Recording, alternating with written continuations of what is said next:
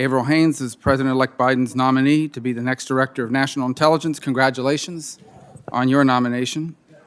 As it goes without saying, we're meeting today under unique circumstances, not just because of a pandemic, obviously.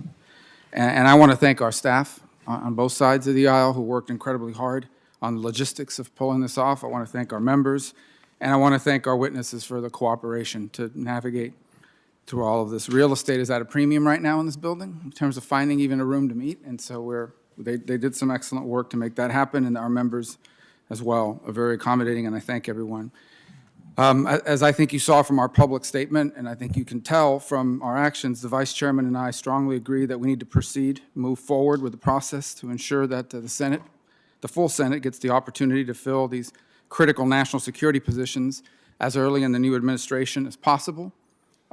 There is no, for our enemies, for our adversaries, for those that seek to do us harm, there is no transition period. They're ongoing. At 12:01 p.m. tomorrow, they will be just as intent on harming us as they were at 11:59. So it is important that we move as quickly as possible on issues of national security. And following the conclusion of this open hearing, we're going to reconvene in our normal hearing room, which we have not seen much of in almost a year now, for a closed session, so we can discuss items that we can't talk about here. Ms. Haines she's a bachelor's degree in something I never even took as a course, which is physics, from the University of Chicago, and then went to law school and graduated from Georgetown University Law Center. Just reading through her professional background, it's an array of experiences. Deputy Director of the CIA, Deputy National Security Advisor, on the staff of the Senate Foreign Relations Committee, at the Office of White House Counsel, at the U.S. Department Office of Legal Advisor, clerk for the Sixth Circuit Court of Appeals, and studied judo in Japan, and won the Baltimore City Paper Award for Best Independent Bookstore. So I'm not sure what else you're going to do with the rest of your life after all that and this new position, but it's an impressive array of varied accomplishments and experiences. And since leaving government last, she's held roles at multiple academic institutions and think tanks, most recently and principally as a senior research scholar at Columbia University. Ms. Haines, you've been asked to lead the intelligence community through the Office of Director of National Intelligence, which was founded after the painful lessons of September 11, 2001. In essence, the mandate of the ODNI is to integrate and coordinate the activities of our numerous intelligence agencies and the entire intelligence community, and in specific, to focus on areas of cybersecurity, which are more important than ever: counterintelligence, counterterrorism, and counterproliferation.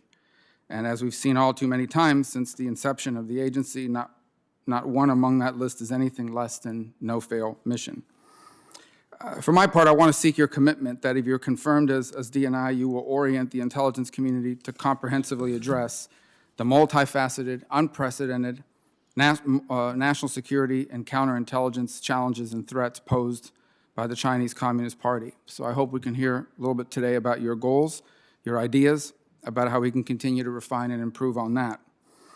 I think it's important to note for everyone that the current tensions in our relationship with China is not because we as a nation have done something wrong.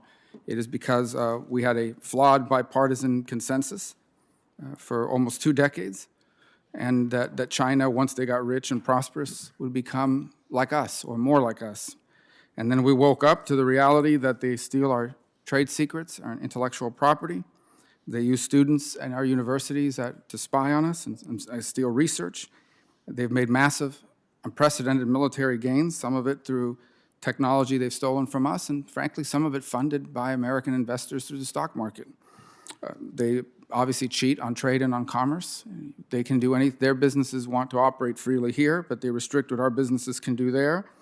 And then to top it all off, they put Muslims in work and detention camps where they re-educate them away from their identity, the horrific treatment of Tibet, the lack of any religious liberty and the like, and their support of elements around the world that are a danger and a threat to peace and freedom.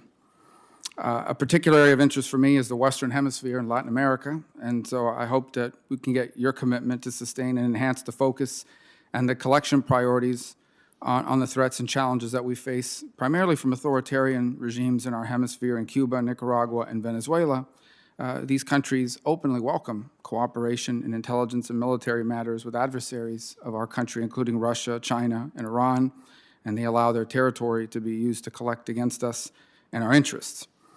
The committee may also be interested in your time as the Principal Deputy National Security Advisor to President Obama and your role in some of the consequential policy decisions made under that administration. This job is not a policy-making position, but your judgment and the role and insights that you gained, the role you played and the insights you have formulating policies, I imagine will be of interest and concern to this committee and ultimately to the Senate. I also want to make a point that to satisfy and meet this committee's oversight obligations requires transparency and responsiveness from your office at all times, and we will ask difficult questions of you and your staff, and we expect honest, complete, and timely answers. It's the only way we can do our job, and frankly, it improves your ability to do your job. And so I hope you will, at the same time, understand this is a very unique committee. It does most of its work without cameras, and therefore there isn't the need for some of the preening and posturing that becomes all too typical of American politics today. It is a committee that all of us who are a part of are very proud of the work product and the way we operate.